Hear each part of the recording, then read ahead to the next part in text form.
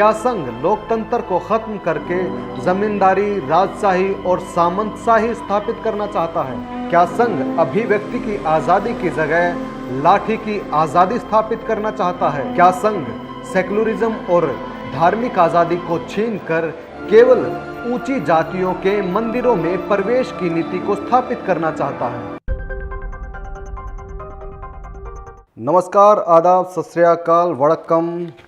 स्वागत है आपका निशाना पर। बात करेंगे हम आज आरएसएस की, यानी कि राष्ट्रीय स्वयंसेवक संघ की। राष्ट्रीय स्वयंसेवक संघ अपने आप को यूं तो कहता है कि मैं एक सांस्कृतिक संगठन हूं। संघ की जो टेक्निक है उसको समझे बिना हम उसकी राजनीति को नहीं समझ सकते। संघ का हमेशा से ही गूढ़ उद्देश्य रहा है, इसमें कथित ऊंची जातियों के सक्षम पूंजीपतियों की सत्ता स्थापित करनी थी, जिसके लिए हिंदू धर्म का चोगा ही अंतिम विकल्प था। चूंकि लोकतंत्र में एक दो जातियों की श्रेष्ठता साबित करके हम सत्ता में स्थापित नहीं हो सकते, इसीलिए उन्होंने अपनी जातियों को आगे बढ़ाने के लिए उस धर्म को चुना जिसमें उन्हें शीर्ष पर बने रहने की वैधता हासिल थी। यही कारण है कि संघ ने जाति से न लड़कर धर्म का रास्ता चुना। अब धर्म के राज की स्थापना के लिए जरूरी है कि सेकुलरिज्म जैसे शब्द को अप्रासंगिक बना दिया जाए। यही कारण है कि संघ की विचारधारा को मानने वालों ने सबसे अधिक निशाना बनाया तो वो है सेकुलरिज्म शब्द। संघ के तमाम प्रचारकों,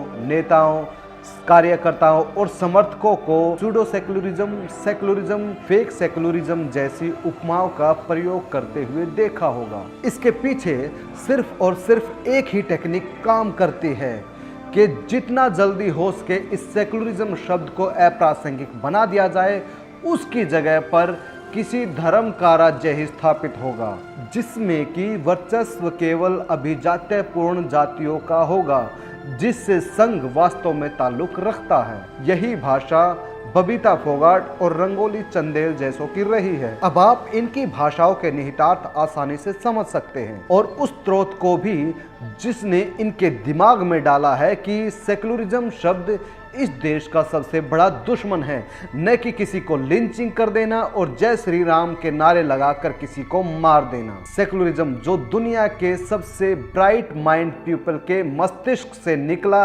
एक ऐसा आइडिया है जिससे आधुनिक राज्य बिना धार्मिक संघर्ष के संचालित किए जा सकते हैं, लेकिन भारत में उसे मलाइन करने में संघ शुरू से ही लगा रहा। सेकुलरिज्म शब्द के अलावा दूसरा शब्द है वामपंथी। चूंकि संघ अपने कथित दावों में कथित हिंदू धर्म की लड़ाई लड़ने का दावा करता है, इसलिए हिंदुओं के ऐसे पढ़े लिखे लोगों को साफ करना मुश्किल था जो संघ के इस नफरत भरे एजेंडे में उनका साथ नहीं दे रहे थे। चूंकि संघ इन्हें मुसलमान भी नहीं ठहरा सकता था और न ही इन्हें ईसाई मिशनरी घोषित करके अपराधी साबित कर सकता था, इसीलिए संघ ने इन पढ़े लिखे हिंदुओं का सफाया करने के लिए वामपंथी शब्द को चुना और इस एक शब्द के खिलाफ इतना जहर बोना शुरू कर दिया कि आप वामपंथी शब्द सुनते ही नागरिकों को लगे कि किसी आतंकवादी के बारे में बात कर रहे हैं। पहली बार जब मैंने वामपंथी नाम का शब्द सुना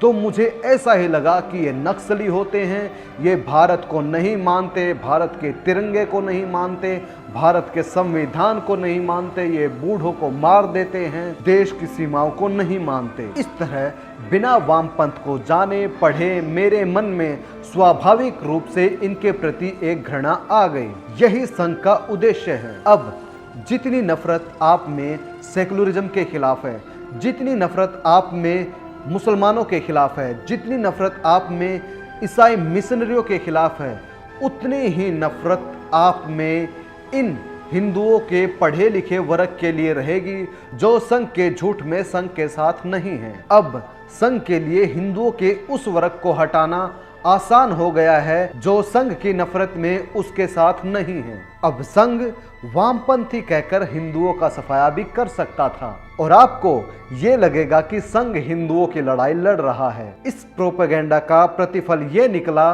कि आपको संघ के समर्थक ये कहते हुए मिल जाएंगे कि हिंदुओं के असली दुश्मन हिंदुओं का ये पढ़ा लिखा वर्ग ही है। इस देश को सबसे ज्यादा खतरा तो इन पढ़े लिखे लोगों से ही है।